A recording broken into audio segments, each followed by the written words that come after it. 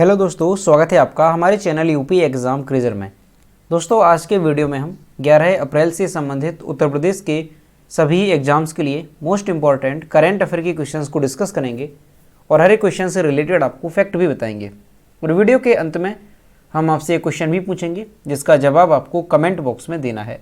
और अगर आपको इसकी PDF डाउनलोड करनी है तो इसकी PDF आप हमारे टेलीग्राम ग्रुप से डाउनलोड कर सकते हैं। टेलीग्राम ग्रुप की लिंक आपको वीडियो के डिस्क्रिप्शन में मिल जाएगी। और दोस्तों ये जो Uttar Pradesh daily current affair का वीडियो है ये यूपी के सभी कॉम्पिटिटिव एग्जाम्स जैसे UP PSC, RO, ARO, Uttar Pradesh शिक्षक भर्ती, यूपी SI, लेखपाल वीडियो यानी उत्तर प्रदेश के जितने भी कॉम्पिटिटिव एग्जाम्स हैं सभी के लिए मोस्ट इम्पॉर्टेंट है।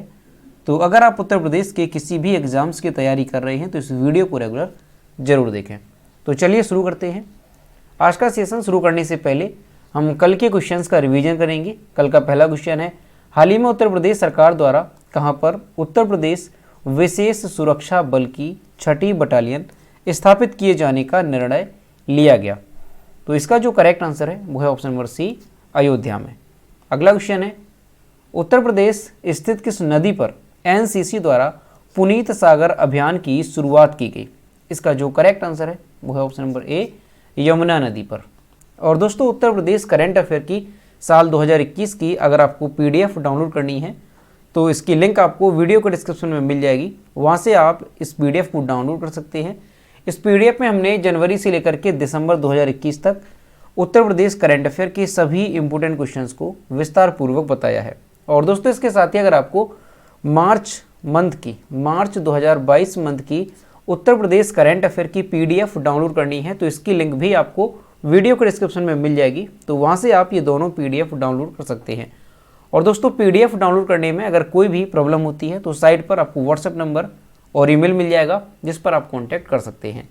अगला क्वेश्चन है, हाल ही में नई दिल्ली में संगीत नाटक अकादमी पुरस्कार किसने प्रदान किए। तो जो उपराष्ट्रपति हैं M वेंकैया नायडू, इन्होंने जो है संगीत नाटक अकादमी पुरस्कार प्रदान किए हैं।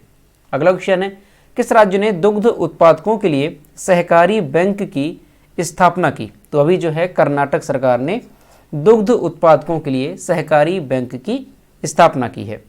अगला क्वेश्चन है, हाल ही में किस राज्य सरकार ने सरकारी स्कूलों में 9 से 12वीं की हिंदी एवं संस्कृत पुस्तक में गीता सार पाठ्यक्रम शामिल करने की घोषणा की है।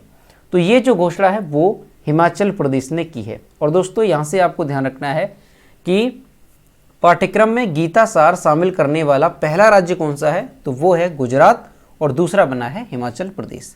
अगला क्वेश्चन है, किसके द्वारा लिखित उपन्यास टॉम ऑफ सैंड अंतर्राष्ट्रीय बुकर पुरस्कार के लिए चयनित होने वाला पहला हिंदी उपन्यास बना। तो ये बना है गीतांजलि श्री के द्वारा लिखित टॉम ऑफ सैंड। अगला क्वेश्चन है, world press photo of the year 2022 किसने जीता। तो ये जो पुरस्कार है world press photo of the year 2022 ये जीता है एम्बर ब्रैकेन ने, यानी ऑप्शन नंबर C यहाँ पे करेक्ट होगा। अगला क्वेश्चन है, QS वर्ल्ड यूनिवर्सिटी रैंकिंग में IIT मुंबई किस स्थान पर रहा।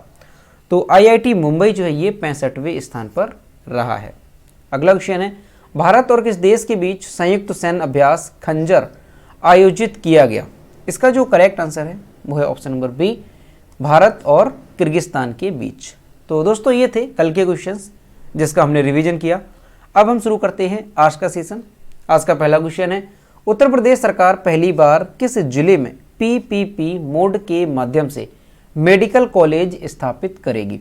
तो उत्तर प्रदेश सरकार जो है पहली बार PPP मोड के माध्यम से संभल और महाराजगंज में मेडिकल कॉलेज स्थापित करेगी। यानी इस क्वेश्चन का C ऑप्शन सही हो जाएगा, A और B दोनों।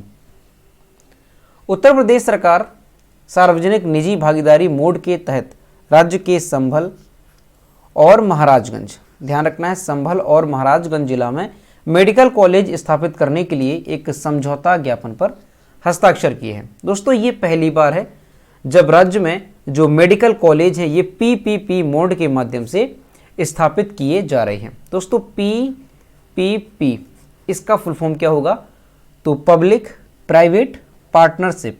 ठीक है, ध्यान रखना है PPP पब्लिक प्राइवेट पार्टनरशिप इसका फुल फॉर्म है। दोस्तों अब ये जो संभल और महाराजगंज जिले में मेडिकल कॉलेज स्थापित किया जाएगा, तो किस कंपनी या किस ट्रस्ट के द्वारा जो है इसे स्थापित किया जाएगा? तो आपको ध्यान रखना है श्री सिद्धि विनायक ट्रस्ट बरेली, ठीक है, ये प्राइवेट कंपनी है। और इसके साथ ही शांति फाउंडेशन ट्रस्ट महाराजगंज, इसके द्वारा जो है प्रदेश में पीपीपी तरीके से मेडिकल कॉलेज की स्थापना की जाएगी। और दोस्तों राज्य सरकार ने 2024 तक महाराजगंज और संभल जिला में मेडिकल कॉलेज स्थापित करने का लक्ष्य रखा है। तो यहाँ से आपको ध्यान रखना है कि उत्तर प्रदेश में पहली बार पीपीपी मोड के माध्यम से मेडिकल कॉलेज स्थापित किए जाएंगे। और कहाँ पर किए जा रहे हैं? तो संभल और उत्तर प्रदेश का जो जिला है महाराजगंज, यहाँ पर ये मेडिकल कॉलेज स्थापित किए जाएंगे। अगला क्वेश्चन है 2 अप्रैल से 30 अप्रैल 2022 तक के लिए उत्तर प्रदेश में संचारी रोग नियंत्रण अभियान चलाया जा रहा है। इस अभियान की शुरुआत किस जिले से की गई है? इसका जो करेक्ट आंसर है वो है ऑप्शन नंबर बी, सिद्धार्थनगर से। उत्तर प्रदेश में लोगों को जागरूक करने के लिए स्वास्थ्य विभाग की ओर से 2 अप्रैल से 30 अप्रैल तक संचारी रोग नियंत्रण अभियान चलाया जाएगा। इस अभियान के तहत जो टीमें हैं वो घर घर दस्तक देंगी, यानी घर घर तक जाएंगी। इस दौरान लोगों को संचारी रोगों से बचने के तरीके भी बताए जाएंगे। उत्तर प्रदेश के मुख्यमंत्री योगी आदित्यनाथ ने राज्य से इंसेफेलाइटिस की पूरी तरह से खात्मा हो जाने का दावा किया है। और ये जो संचारी रोग नियंत्रण अभियान है, इसकी शुरुआत कहाँ से हुई? तो ध्यान रखना है सिद्धार्थनगर से इसकी शुरुआत की गई है। तो दोस्तों ध्यान रखना है कि इसकी शुरुआत किसने की है? तो मुख्यमंत्री योगी आदित्यनाथ ने। इसके साथ ही आपको ध्यान रखना है कि ये जो संचारी रोग नियंत्रण अभियान है ये कब से कब तक चलाया जाएगा? तो 2 अप्रैल से 30 अप्रैल तक ये चलाया जाएगा। अगला क्वेश्चन है हाल ही में आज़ादी की अमृत महोत्सव के तहत उत्तर प्रदेश के किस जिले में वाजिद अली शाह अवध महोत्सव 2022 का आयोजन किया गया? इसका जो करेक्ट आंसर है वो है ऑप्शन नंबर डी, लखनऊ में। पर्यटन और संस्कृति विभाग की ओर से लखनऊ में वाजिद अली शाह अवध महोत्सव 27 मार्च से शुरू हुआ। इस कार्यक्रम का उद्घाटन संगीत नाटक अकादमी परिसर में किया गया। 3 दिनों के इस महोत्सव की शुरुआत हेरिटेज वॉक से हुई। अवध महोत्सव 2022 का आयोजन संगीत नाटक अकादमी परिसर में 29 मार्च तक चला है, यानी ये 3 दिनों का महोत्सव था। 27 मार्च को ये शुरू हुआ और 29 मार्च तक ये चला। और ध्यान रखना है कि ये जो वाजिद अली शाह अवध महोत्सव है ये कहाँ पर इसका जो आयोजन है वो किया गया? तो लखनऊ में इसका आयोजन किया गया। दोस्तों लखनऊ से संबंधित आपको ध्यान रखना है कि हाल ही में यूपी का पहला मेगा टेक्सटाइल पार्क ये कहाँ पर बनेगा? तो ये घोषणा की गई है कि ये लखनऊ में बनाया जाएगा। और इसके साथ ही आपको लखनऊ का ODOP, one district one product क्या है लखनऊ का वो ध्यान रखना है। तो चिकनकारी एवं जरी जरदोजी, ठीक है, ध्यान रखना है चिकनकारी एवं जरी जरदोजी, ये जो है लखनऊ का वन डिस्ट्रिक्ट वन प्रोडक्ट है। तो इसे आपको अच्छे से ध्यान रखना है। और दोस्तों लखनऊ किस नदी के किनारे स्थित है? तो ये गोमती नदी के किनारे स्थित है। और लखनऊ में कांग्रेस के 3 अधिवेशन हुए। तो अधिवेशन भी ये मोस्ट इंपॉर्टेंट है, अभी जो एग्जाम हुआ था उसमें पूछा गया था, ठीक है। तो यहाँ से आपको ध्यान रखना है लखनऊ में कौन कौन से अधिवेशन हुए। तो 15वां हुआ, 15वां, और इसके अलावा 32वां और इसके अलावा 50वां, ठीक है। तो ये अधिवेशन हुए हैं कहाँ पर? लखनऊ में। अब इसमें से जो आपका मोस्ट इंपॉर्टेंट है वो कौन सा होगा? तो ये है 32वां अधिवेशन। क्यों है? क्योंकि 32वें अधिवेशन में जो है क्या हुआ था? मुस्लिम लीग से समझौता हुआ था। और दोस्तों ये कब हुआ था 32वां अधिवेशन? तो 1916 में 32वां अधिवेशन हुआ था कांग्रेस का, ये आपको ध्यान रखना है, ठीक है। अगला क्वेश्चन है हाल ही में किसके द्वारा जारी रिपोर्ट के मुताबिक विश्व की 99% आबादी प्रदूषित हवा में सांस ले रही है? इसका जो करेक्ट आंसर है वो है ऑप्शन नंबर सी, विश्व स्वास्थ्य संगठन की ओर से जारी एक रिपोर्ट की गई है। विश्व स्वास्थ्य संगठन यानी WHO, वर्ल्ड हेल्थ ऑर्गेनाइजेशन के द्वारा एक रिपोर्ट जारी की गई और उसके अनुसार ये बताया गया कि विश्व की 99% आबादी प्रदूषित हवा में सांस ले रही है। रिपोर्ट के मुताबिक 117 देशों के 6000 से अधिक शहर अपनी वायु गुणवत्ता की निगरानी कर रहे हैं, लेकिन निवासी अभी भी नाइट्रोजन डाइऑक्साइड और सूक्ष्म कणों के अस्वास्थ्यकर स्तर से प्रभावित है। तो दोस्तों ध्यान रखना है कि हाल ही में किसके द्वारा एक रिपोर्ट जारी की गई और ऐसा बताया गया कि विश्व की 99% आबादी प्रदूषित हवा में सांस ले रही है? तो आपको ध्यान रखना है विश्व स्वास्थ्य संगठन WHO।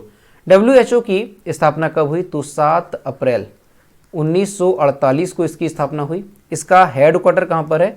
तो ध्यान रखना है जेनेवा स्विट्जरलैंड में इसका हेडक्वार्टर है।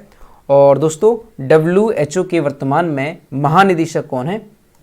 तो टेड्रोस अधानोम वर्तमान में WHO के हेड हैं, यानी ये डायरेक्टर जनरल हैं।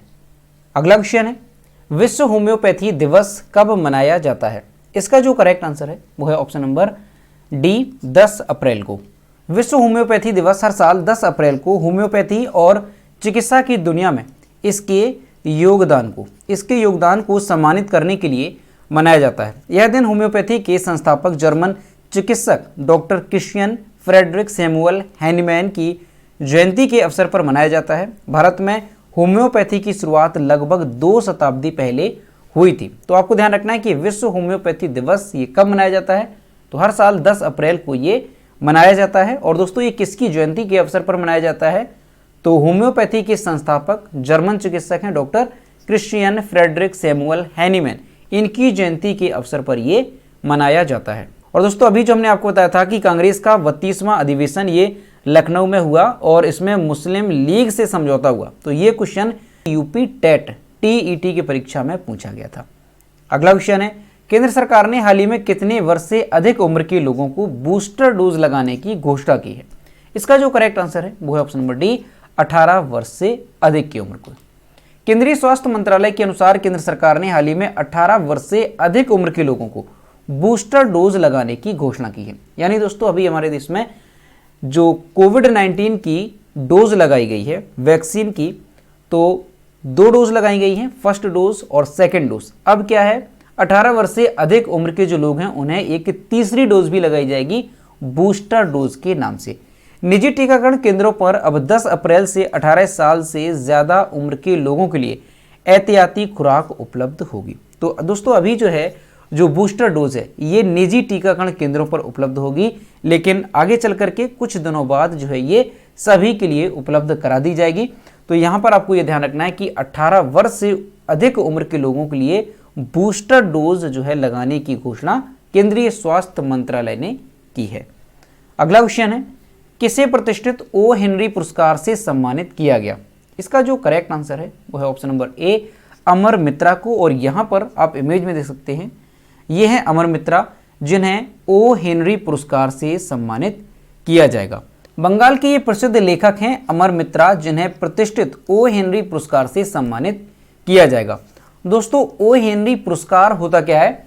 तो ये एक अमेरिकी पुरस्कार है जो कि हर वर्ष अमेरिका में दिया जाता है।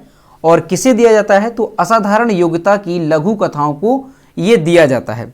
दोस्तों इस पुरस्कार का जो नाम है वो अमेरिकी लघु कथा लेखक ओ हेनरी के नाम पर रखा गया है। ठीक है, तो यहाँ पर आपको ध्यान रखना है कि ओ हेनरी पुरस्कार ये एक अमेरिकी पुरस्कार है। अमर मित्रा की 39 साल पहले लिखी एक छोटी सी गांव बरो नामक लघु कहानी के लिए ओ हेनरी पुरस्कार दिया गया है। उन्होंने यह लघु कहानी साल 1977 में लिखी थी। दोस्तों अमर मित्रा का जन्म कोलकाता में हुआ था और वह बंगाली साहित्य के जाने माने लेखक हैं। तो यहाँ पर आपको ध्यान रखना है कि बंगाल के जो प्रसिद्ध लेखक हैं अमर मित्रा, इन्हें जो है अमेरिका की एक प्रतिष्ठित ओ हेनरी पुरस्कार से सम्मानित किया जाएगा। और किस लिए? तो ध्यान रखना है 39 साल पहले इन्होंने एक छोटी सी लघु कहानी लिखी थी गांव बरो के नाम से। तो इस कहानी के लिए इन्हें इस अवार्ड से सम्मानित किया जाएगा। अगला क्वेश्चन है, किस राज्य में आयुष मंत्रालय द्वारा योग महोत्सव शुरू हुआ? इसका जो करेक्ट आंसर है वो है ऑप्शन नंबर बी, दिल्ली में। आयुष मंत्रालय ने अपने हितधारकों के साथ 7 अप्रैल को अंतर्राष्ट्रीय योग दिवस 21 जून के लिए दिल्ली में एक भव्य कार्यक्रम के साथ 75 दिनों की उल्टी गिनती शुरू की है। दोस्तों आयुष मंत्रालय द्वारा जो है योग महोत्सव शुरू किया गया है। कब शुरू किया गया है? तो ध्यान रखना है 7 अप्रैल को ये शुरू हुआ और अंतर्राष्ट्रीय योग दिवस यानी 21 जून तक ये जो महोत्सव है ये चलेगा। इस कार्यक्रम के मुख्य अतिथि लोकसभा अध्यक्ष श्री ओम बिरला थे। इस कार्यक्रम में कई केंद्रीय मंत्री, संसद सदस्य, दिल्ली में तैनात कई देशों के राजदूत, प्रसिद्ध खेल हस्तियों और योग गुरुओं भी शामिल थे। तो यहाँ पर आपको ध्यान रखना है कि जो योग महोत्सव शुरू किया गया है आयुष मंत्रालय की ओर से, ये 7 अप्रैल को शुरू हुआ और 21 जून तक ये चलेगा, यानी 75 दिनों का ये योग महोत्सव होगा। कहाँ पर इसकी शुरुआत की गई? तो ध्यान रखना है, दिल्ली में इसकी शुरुआत की गई है। अब दोस्तों ये जो योग महोत्सव है इसमें क्या होगा? तो 75 दिनों तक इस योग महोत्सव के माध्यम से अच्छे स्वास्थ्य और भलाई के लिए एक जन आंदोलन को प्रेरित किया जाएगा, जिसे आज़ादी का अमृत महोत्सव समारोह के हिस्से के रूप में देश भर में 75 प्रतिष्ठित स्थलों पर मनाया जाएगा। तो यहाँ पर आपको ध्यान रखना है कि क्या होगा, 75 दिनों तक जो है लोगों को अच्छे स्वास्थ्य और भलाई के लिए प्रेरित किया जाएगा। अगला क्वेश्चन है, निम्नलिखित में से किसने सस्टेनेबिलिटी कॉन्क्लेव 2022 की मेजबानी की? इसका जो करेक्ट आंसर है वो है option number C, IIT Roorkee ने। राष्ट्रीय सेवा योजना भारतीय प्रौद्योगिकी संस्थान NSS IIT रुड़की ने 8 अप्रैल 2022 को सस्टेनेबिलिटी कॉन्क्लेव 2022 की मेजबानी की। कॉन्क्लेव का आयोजन रियर्निंग फॉर वाइबिलिटी विषय वस्तु के तहत किया गया था। उत्तराखंड के मुख्यमंत्री पुष्कर सिंह धामी ने टेक सारथी योजना शुरू की, जो तकनीकी रूप से ध्वनि समाधान अपनाने में मदद करने के लिए उद्योगों पर ध्यान केंद्रित करेगी और लोकल टू ग्लोबल के उद्देश्य को साकार करेगी।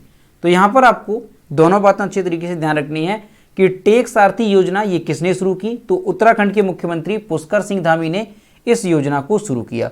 इसके साथ ही आपको ध्यान रखना है कि कॉन्क्लेव, जो सस्टेनेबिलिटी कॉन्क्लेव 2022 है, इसकी मेजबानी किसने की है? तो IIT रुड़की जो संस्थान है उसने इसकी मेजबानी की है। इसकी विषय वस्तु क्या रही? तो यर्निंग फॉर वाइबिलिटी इसकी विषय वस्तु रही है। अगला क्वेश्चन है, संयुक्त राज्य अमेरिका की सीनेट ने देश के सर्वोच्च न्यायालय में बैठने वाली पहली अश्वेत महिला के रूप में पुष्टि की है। इसका जो करेक्ट आंसर है वो है option number B, केतन-जी brown Jackson. और यहाँ पर आप इमेज में देख सकते हैं, यह है केतन-जी ब्राउन जैक्सन, जो कि संयुक्त राज्य अमेरिका के सर्वोच्च न्यायालय में बैठने वाली पहली अश्वेत महिला बनी है। संयुक्त राज्य अमेरिका की सीनेट ने केतन-जी ब्राउन जैक्सन को देश की सर्वोच्च अदालत में बैठने वाली पहली अश्वेत महिला के रूप में पुष्टि की है। यानी देश की जो सर्वोच्च अदालत है उसमें बैठने वाली ये पहली अश्वेत महिला बनी है, इसलिए इनका नाम जो है काफ़ी इंपॉर्टेंट है। क्या है? केतन-जी ब्राउन जैक्सन। वर्तमान में DC circuit court of appeals की जज जैक्सन सुप्रीम कोर्ट के सेवानिवृत्त जज स्टीफन ब्रेयर की जगह लेंगी। थरगुड मार्शल और क्लीरेंस थॉमस और छठी महिला के बाद जज जैक्सन तीसरी अश्वेत जज होंगी। तो दोस्तों यहाँ पर आपको ध्यान रखना है कि संयुक्त राज्य अमेरिका का जो सर्वोच्च अदालत है उसमें बैठने वाली पहली अश्वेत महिला जो है वो कौन बन गई हैं? तो ये बन गई हैं केतन-जी ब्राउन जैक्सन। ठीक है, ये किसकी जगह लेंगी? तो आपको ध्यान रखना है ये सुप्रीम कोर्ट के सेवानिवृत्त जज स्टीफन ब्रेयर की जगह लेंगी। ठीक है, तो यहाँ पर आपको इनका नाम काफ़ी इंपॉर्टेंट है, ध्यान रखना है, केतन-जी ब्राउन जैक्सन। दोस्तों संयुक्त राज्य अमेरिका की अगर बात करें तो इसकी कैपिटल क्या है? तो वॉशिंगटन DC। संयुक्त राज्य अमेरिका की करेंसी क्या है? तो अमेरिकी डॉलर। और संयुक्त राज्य अमेरिका के प्रेसिडेंट कौन है? तो जो बाइडेन। और यहाँ के जो उपराष्ट्रपति हैं, वाइस प्रेसिडेंट, वो कौन है? तो कमला हैरिस, और ये भारतीय मूल की हैं। तो दोस्तों ये थे 11 अप्रैल से संबंधित उत्तर प्रदेश के सभी एग्जाम्स के लिए मोस्ट इंपॉर्टेंट करंट अफेयर के क्वेश्चन जो कि हमने डिस्कस किए। अब हम देखते हैं कल के वीडियो को क्वेश्चन जो हमने आपसे पूछा था। तो ये है कल के वीडियो को क्वेश्चन जो हमने आपसे पूछा था कि उत्तर प्रदेश के किस कवि को सरस्वती सम्मान 2021 से सम्मानित किया जाएगा। इसका जो करेक्ट आंसर था वो ऑप्शन नंबर ए था, रामदरस मिश्रा। और लगभग सभी स्टूडेंट्स ने इसके सही जवाब किए। और मैं आपसे रोज कहता हूँ कि जो भी क्वेश्चन आपसे पूछा जाए तो सभी लोग क्वेश्चन का आंसर जरूर किया करो। तो ये है आज का क्वेश्चन, उत्तर प्रदेश के नए ATS चीफ के रूप में, ATS यानी ध्यान रखना है एंटी टेररिज्म स्क्वाड यानी आतंकवाद निरोधी दस्ता के चीफ के रूप में निम्न में से किसे नियुक्त किया गया। ऑप्शन नंबर ए है नवीन अरोड़ा, बी है राहुल सचदेवा, सी है कमल त्यागी और डी है रवि किशोर वर्मा। तो इसका जो भी करेक्ट आंसर है वो आपको कमेंट बॉक्स में बताना है। तो दोस्तों अगर आपको आज का वीडियो पसंद आया हो तो वीडियो को लाइक करें, अपने दोस्तों के साथ शेयर करें, और अगर अभी तक हमारे चैनल पर नए हैं तो चैनल को सब्सक्राइब करना ना भूलें। साथ ही बेल आइकन को भी प्रेस करें ताकि टाइम टू टाइम नोटिफिकेशन आप तक पहुंचता रहे। तो मिलते हैं नेक्स्ट वीडियो में। Thank you.